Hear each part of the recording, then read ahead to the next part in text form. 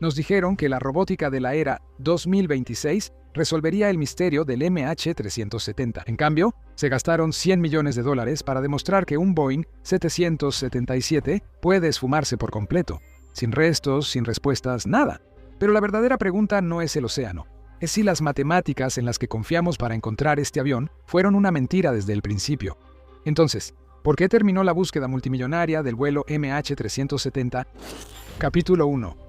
El mapa de $100 millones de la nada. El 23 de enero de 2026, la flota más avanzada de robots submarinos jamás desplegada en la historia de la aviación empacó y se fue hacia el sur del Océano Índico. No habían encontrado nada, ni una sola pieza confirmada del vuelo 370 de Malaysian Airlines, el Boeing 777, que desapareció en 2014 con 239 personas a bordo.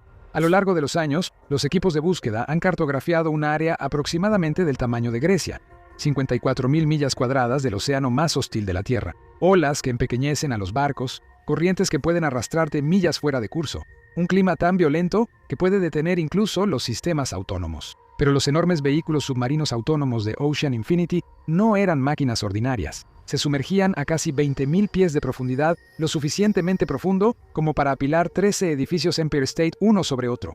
A esa profundidad, la presión aplastaría a un submarino. Y aún así, estos robots escanearon el fondo marino con precisión a nivel de centímetros. En solo 28 días operativos, ya que el clima arruinó el resto, cubrieron aproximadamente la mitad de una zona, objetivo de 5.800 millas cuadradas. Fueron más rápidos, más precisos, más avanzados que cualquier cosa utilizada antes. Hicieron todo bien. Incluso el propio director ejecutivo de Ocean Infinity lo dijo. Era la tecnología más sofisticada que la empresa había desplegado, ejecutada a la perfección, y no encontraron nada, ni siquiera un campo de escombros, un fragmento o un pedazo de un solo Boeing 777, lo que significa que el problema no fue la búsqueda ni la tecnología, sino el lugar donde les dijeron que buscaran. Porque esa ubicación provino de un satélite que nunca fue diseñado para rastrear aviones. Estaba haciendo cálculos para los que nunca fue diseñado, y creó una zona de búsqueda en la que confió todo el mundo de la aviación durante más de una década.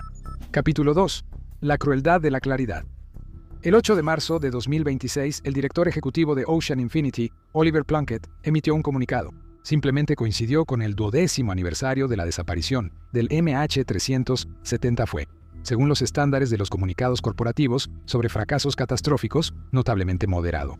Describió el desafío como casi imposible de comprender. Expresó orgullo por su equipo. Dijo que Ocean Infinity había desplegado la tecnología más avanzada que jamás habían usado, pero el avión no está donde buscamos. Pero fue una frase diferente en ese comunicado la que merece atención. La que dice que no encontrar nada sigue siendo importante porque aporta claridad. Descarta el área buscada, reduce las posibilidades y les da a los futuros investigadores un mapa más limpio con el que trabajar. Esto es técnicamente correcto. Es algo científicamente válido y completamente razonable. También es, si eres una de las 239 familias que han estado esperando durante 12 años, un ataúd que nunca llegó, una declaración absolutamente devastadora. La claridad a través de la exclusión es el tipo de consuelo que tiene sentido en un pizarrón, no en persona. Durante más de una década, las familias han asistido a conferencias de prensa que no revelaron nada. Han visto partir embarcaciones de búsqueda con enlaces satelitales y equipo de última generación, solo para que regresen con mapas de un fondo marino vacío. Han encontrado piezas del avión, un flaperón, un carenado de flap, un panel del estabilizador horizontal que han llegado a las playas de Reunión y Mozambique. Es prueba de que el MH370 está en algún lugar de este océano y confirma que los restos existen. Es un conocimiento tan incompleto que se siente menos como un cierre y más como una burla. Boys 370, el grupo de defensa que representa a las familias de los pasajeros y la tripulación, dijo que nunca se rendirían. Instaron al gobierno de Malasia a extender el contrato de Ocean Infinity, que técnicamente está vigente hasta junio de 2026. Esto les permitiría otra ventana de búsqueda una vez que el invierno del hemisferio sur deje de azotar el área de búsqueda. Pidieron que los términos de sin hallazgo, sin pago, estén disponibles para las otras empresas de exploración en aguas profundas con capacidad para hacerlo. Describieron el acuerdo con la precisión de personas que han aprendido por las malas que las apelaciones emocionales influyen menos en los gobiernos que la lógica contractual. El gobierno no paga nada a menos que se encuentre la aeronave. Por lo tanto, cualquier solicitud de Ocean Infinity para extender el contrato de búsqueda debería ser concedida sin vacilación. La Oficina de Investigación de Accidentes Aéreos de Malasia confirmó que la búsqueda no había arrojado resultados. El gobierno malasio dijo que mantendría informadas a las familias. Ocean Infinity señaló que su embarcación dedicada a la búsqueda ya había sido reasignada a otras misiones, y el tiempo del contrato se está agotando. Nada de esto significa indiferencia. Es la más allá administrativo de una historia que ya fue procesada y cerrada por las instituciones. La documentación está archivada. Los comunicados de prensa están redactados. La zona de búsqueda ha sido descartada, lo que significa que se ha aportado claridad. Y en algún lugar del océano austral, un Boeing 777 todavía yace en el fondo del mar, aún esperando que alguien haga mejores preguntas que las que hemos estado haciendo durante 12 años. Capítulo 3. La falacia de los 7 arcos. Para entender por qué el fracaso de 2026 es más que solo una decepción muy costosa, tienes que entender las matemáticas que crearon el área de búsqueda. Y para entender eso, tienes que regresar a lo que los investigadores realmente tenían la noche del 8 de marzo de 2014. La respuesta es no mucho. Malaysian Airlines, en una decisión de recorte de costos que vivirá para siempre en los anales de la tacañería corporativa, había contratado el nivel más barato disponible de su servicio de comunicación satelital. Fue proporcionado por una empresa británica llamada Inmarsat, cuyos satélites manejan todo, desde comunicaciones de barcos de carga hasta conectividad en vuelo en rutas de larga distancia. De nuevo, este era el paquete económico, el que no incluía datos de ubicación GPS en las transmisiones. Cuando el vuelo MH370 dejó de transmitir y desapareció durante 6 horas de vuelo sin ser rastreado, la única evidencia de que seguía en el aire provino de una serie de 7 intercambios electrónicos automáticos. Fueron enviados entre los sistemas de comunicación de la aeronave y un satélite comercial a 22.000 millas sobre el Océano Índico. Un satélite que nunca fue diseñado para rastrear aviones. Un satélite que simplemente estaba ahí. 7 señales, eso es todo. Esa es toda la base de evidencia para una zona de búsqueda del tamaño de un país. ¿Y qué otra cosa había en esas señales? No contenían información de posición. Sin GPS, sin altitud, sin rumbo, sin velocidad, nada que te dijera dónde estaba el avión. Lo que contenían era metadatos, específicamente 2 valores. El primero era un retardo temporal que les decía a los ingenieros qué tan lejos estaba el avión del satélite en cada transmisión. Si trazas todas las ubicaciones posibles a esa distancia, obtienes un anillo, un arco. El segundo valor era un desplazamiento de frecuencia Doppler causado por el movimiento del avión en relación con el satélite, lo que les decía a los ingenieros algo sobre hacia qué dirección se dirigía el avión. El retardo temporal les dio los 7 arcos. El desplazamiento Doppler les indicó hacia qué dirección se dirigía el avión, convergiendo en un corredor de probabilidad sobre el sur del Océano Índico. El séptimo arco, la última transmisión antes del silencio, se convirtió en la línea de meta. La hipótesis de trabajo era que en algún punto de este tramo sur, el avión simplemente se quedó sin combustible y los motores se apagaron. La unidad auxiliar de potencia se encendió solo el tiempo suficiente para enviar un último ping automatizado. Luego, la aeronave descendió sin piloto hacia el agua. La llamaron la teoría del vuelo fantasma. Un avión que no respondía en piloto automático volando en línea recta a velocidad y altitud constantes hasta que se acabó el combustible. La tripulación y los pasajeros quedaron incapacitados por algún evento desconocido. Solo hay un problema con eso. Bueno, en realidad varios. Uno es que el satélite que recibía esas señales tenía una oscilación orbital conocida, un desplazamiento periódico de norte a sur de aproximadamente 3 grados cada 24 horas. Es el tipo de cosa que debe corregirse al hacer cálculos precisos sobre la posición de las aeronaves. Cuando el terminal satelital del avión se conectó, la corrección no se había actualizado. Su parámetro de inclinación estaba configurado en 0, asumiendo que el satélite estaba en una órbita perfecta, excepto que ese satélite no estaba en una órbita perfecta. Varios expertos en satélites mencionaron esto públicamente en mayo de 2014, aproximadamente 2 meses después de que el avión desapareciera. Las implicaciones completas para la precisión del corredor de búsqueda derivado nunca se resolvieron oficialmente. De hecho, en gran medida se dejaron de lado. En segundo lugar, la suposición del vuelo fantasma requiere que el avión haya volado en línea recta a una velocidad y altitud constantes durante aproximadamente 6 horas. Cada desviación de eso, cada giro, cada cambio de altitud, cada ajuste de velocidad desplaza la posición final a lo largo del arco, potencialmente por cientos de kilómetros. En otras palabras, el modelo eligió el comportamiento de vuelo más simple posible y luego construyó una estrategia de búsqueda de varios millones de dólares sobre eso. El tercer problema, y este es el que no recibe suficiente atención, es que el séptimo arco nunca fue una ubicación. Era un corredor de probabilidad, un anillo de aproximadamente 1.200 millas de largo, donde la última posición del avión se calculó con base en estas suposiciones. Todo el esfuerzo de búsqueda, desde la operación de la ATSB, que duró años hasta la expedición de Ocean Infinity en 2018, y su renovada búsqueda en 2025 y 2026, no fue mucho más que una apuesta informada sobre qué sección del anillo era la más probable. Una apuesta basada en modelos de combustible, análisis de deriva oceánica y la teoría del vuelo fantasma. Todo esto se apoyaba en datos satelitales que se usaron mucho más allá de lo que fueron diseñados. Ahora la apuesta ha sido llamada. Las zonas de búsqueda han resultado vacías. La idea de que este avión debe estar en algún lugar donde aún no hemos buscado dentro del mismo corredor se vuelve más difícil de defender. Lo que exige el fracaso de 2026 es algo más incómodo que una simple declaración corporativa. Merece una reevaluación seria de si la zona era la correcta desde el principio, si las matemáticas que la ubicaron ahí eran lo suficientemente sólidas como para soportar tanto peso durante tanto tiempo. Probablemente no lo eran. Y probablemente alguien ya lo sabía en mayo de 2014, cuando los expertos en satélites empezaron a hacer preguntas que se archivaron en silencio mientras los barcos ya se dirigían al sur. Capítulo 4.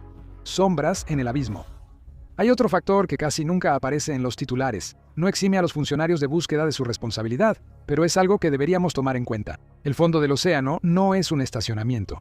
El área de búsqueda se encuentra sobre una de las zonas de fondo marino más geológicamente turbulentas del planeta. La formación Broken Ridge es una enorme meseta submarina creada por antigua actividad volcánica y fracturas tectónicas. Domina la parte norte de la zona de búsqueda. Su flanco sur desciende más de 16.700 pies en un solo escarpe. Acantilados submarinos se elevan más de 3.300 pies sobre el fondo marino circundante. Las pendientes son casi verticales en algunos lugares, y bloques de falla del tamaño de ciudades medianas están esparcidos por el terreno. Para ponerlo en contexto, el Gran Cañón tiene aproximadamente 5.900 pies en su punto más profundo.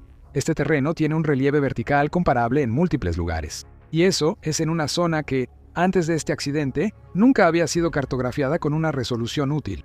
Los mapas anteriores del fondo marino derivados de satélites tenían una resolución de 4.900 pies por píxel. Intentar encontrar una aeronave de 200 pies con esos mapas sería casi imposible. El sonar de barrido lateral, la herramienta principal de detección utilizada por estos robots submarinos, funciona enviando pulsos de sonido hacia cada lado y luego registrando lo que rebota de regreso. Es extremadamente efectivo sobre terreno plano o suavemente ondulado, pero cualquier cosa oculta en la sombra acústica de una pared de acantilado es prácticamente invisible para él. Una aeronave ubicada al pie de un escarpe submarino de 2.600 pies, si se la escanea desde el ángulo incorrecto, no aparecería en el sonar. No se distinguiría del fondo marino vacío, así que es posible que el avión esté en la zona buscada y simplemente no pudimos verlo. Sí, técnicamente es posible. ¿Eso es suficiente para explicar 12 años y 3 grandes operaciones de búsqueda sin resultados? Probablemente no, lo que nos lleva a la pregunta que la investigación oficial ha pasado una década, evitando cuidadosamente decir en voz alta. Capítulo 5. La rebelión WSPR. Mientras los robots de Ocean Infinity escaneaban la zona oficial de búsqueda, un ingeniero aeroespacial británico retirado llamado Ricardo Godfrey estaba en otro lugar haciendo cálculos de los que la investigación oficial no quería oír hablar. Godfrey no es ningún loco. Eso es importante dejarlo claro desde el principio, porque lo que él propone, al escucharlo por primera vez, suena como el tipo de cosas que hacen que te excluyan de conversaciones serias. Él diseñó sistemas de aviónica para el Boeing 747 y el Panavia Tornado. Él fue el miembro fundador del grupo independiente MH370, un colectivo voluntario de ingenieros, pilotos y científicos que ha estado analizando este caso desde 2014. La Oficina de Seguridad en el Transporte de Australia incluso reconoce su trabajo. Este hombre tiene credenciales. Sin embargo, su teoría es donde las cosas se complican. Godfrey ha estado analizando algo llamado datos Whisper. WSPR significa reportero de propagación de señal débil, y es una red global de estaciones de radio aficionados que continuamente se envían señales entre sí para probar las condiciones atmosféricas de radio. Cada 2 minutos, estas estaciones transmiten señales de baja potencia por todo el mundo y cada resultado se registra en una base de datos pública. El argumento de Godfrey es que una aeronave grande que vuela a través de la trayectoria de una de estas señales crea una perturbación detectable, como una sombra en los datos. Y al revisar los registros de Whisper de la noche del 8 de marzo de 2014, él afirma que puede reconstruir la verdadera ruta de vuelo del MH370. Su conclusión es que el avión está alrededor de los 33 grados de latitud sur, aproximadamente a 1.200 millas al oeste de Perth. Eso está justo en medio de la zona que las búsquedas oficiales ya revisaron. La respuesta de la comunidad científica a esto ha sido, por decirlo diplomáticamente, escéptica. Los expertos en transmisión de radio han argumentado que cualquier señal dispersada por una aeronave sería órdenes de magnitud demasiado débil para detectarse de manera confiable. Víctor Iannello, uno de los analistas independientes más respetados de toda la comunidad de MH370 y ex colaborador de Godfrey, ha publicado refutaciones técnicas detalladas. La ATSB reconoció a Godfrey como una fuente creíble en general sobre el MH370, mientras que, con mucho cuidado, evitó decir algo positivo específicamente sobre Whisper. Así que Whisper podría estar equivocado, y probablemente lo esté, según el consenso científico actual. Pero la verdadera contribución de Godfrey va más allá del método de radio. Es más bien la exigencia subyacente de que las matemáticas de Inmarsat se traten como una hipótesis y no como un veredicto. Esa parte es más difícil de refutar, especialmente ahora. Capítulo 6. La teoría del piloto activo. ¿Recuerdas la teoría del vuelo fantasma? Requiere que el MH370 vuele sin desviarse hasta que se le acabe el combustible y caiga directamente en la ruta precisa del océano que las matemáticas predijeron. Sin embargo, todas las zonas de búsqueda resultaron vacías, lo que significa que o el océano lo ocultó o el avión no se comportó como requiere la teoría del vuelo fantasma. Y si no lo hizo, realmente solo hay dos explicaciones. O bien, ocurrió algo catastrófico a bordo que nadie ha podido explicar completamente, o alguien seguía pilotándolo deliberadamente. El grupo que cree en una falla catastrófica tiene un caso que vale la pena escuchar. Algunos investigadores creen que un incendio o una falla eléctrica repentina podría haber desactivado simultáneamente el transpondedor, el ACARS y las radios en un solo evento en cascada. La tripulación, de repente sin visión del mundo exterior, giró de regreso hacia el aeropuerto más cercano. Tienen entre 30 y 60 segundos de conciencia útil antes de que la hipoxia los afecte. El piloto automático del Boeing 777, diseñado con una redundancia extraordinaria, mantiene el avión estable y en el aire mucho después de que los humanos ya no sean capaces de volarlo. Un vuelo fantasma, en otras palabras, pero uno que comenzó como una emergencia desesperada y no como un plan siniestro. Es una teoría coherente. El problema son las 6 horas. La historia de la aviación no tiene ningún caso confirmado de un incendio en vuelo, lo suficientemente grave como para incapacitar a toda la tripulación que no haya destruido también la aeronave en el transcurso de una hora, lo que vuelve a poner sobre la mesa la teoría de una acción deliberada. Es más difícil de descartar de lo que a cualquiera le gustaría. Sabemos que el MH370 no se desvió de su curso por accidente. Ejecutó un giro preciso de 180 grados y luego siguió una ruta que evitó la cobertura del radar indonesio. El sistema de comunicación por satélite se volvió a encender a mitad del vuelo sobre el estrecho de Malaca, en una maniobra que no tiene una explicación accidental satisfactoria. Y en el simulador de vuelo casero del capitán Zaharie Ahmad Shah, los analistas del FBI encontraron 6 puntos de datos que representaban un vuelo simulado desde Kuala Lumpur. Volaron sobre el estrecho de Malaca, giraron hacia el sur y luego descendieron sobre un tramo remoto del Océano Índico hasta quedarse sin combustible. Era una ruta de vuelo que se parecía mucho a la ruta reconstruida del MH370. Nada de esto es una prueba. Los datos del simulador han sido cuestionados y debatidos durante una década. El informe oficial del gobierno de Malasia no llegó a ninguna conclusión sobre lo que ocurrió a bordo. Pero el fracaso de la búsqueda en 2026 insinúa discretamente la posibilidad de un piloto activo que no tiene que aterrizar donde los cálculos de combustible lo indican. Un planeo controlado con un cambio final de rumbo, una elección deliberada sobre dónde termina esto. Cualquiera de esos movimientos pone los restos fuera de una zona de búsqueda construida completamente bajo la suposición de que nadie estaba haciendo ningún movimiento en absoluto. Capítulo 7. La geopolítica del silencio. Después del comunicado oficial del 8 de marzo de 2026 de Ocean Infinity, anunciando el fin de la búsqueda, ningún gobierno convocó a una conferencia de prensa de emergencia. No hubo ministros de transporte en Pekín para consolar a las familias.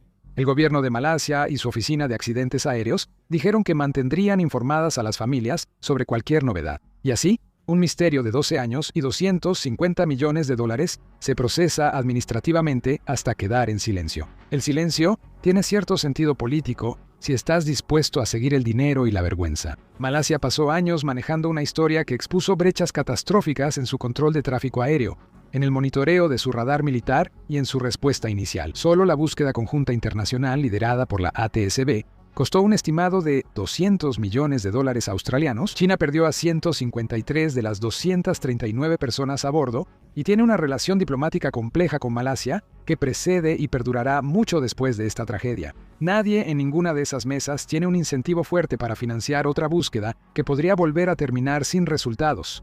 Voz 370 sigue luchando. Las familias siguen esperando. El contrato expira en junio, silenciosamente, sin factura que pagar y sin conferencia de prensa que realizar. En algún lugar del sur del Océano Índico, o posiblemente más allá, un Boeing 777 está en el fondo de algo, esperando. Construimos el aparato de búsqueda más sofisticado en la historia de la humanidad para encontrarlo, y regresamos con un mapa de donde no está. Si la magnitud del error humano, la falla mecánica y la negligencia institucional que rodean al MH370 te hace cuestionar cada pase de abordar que has tenido, no te preocupes, tenemos más. ¿De dónde vino eso?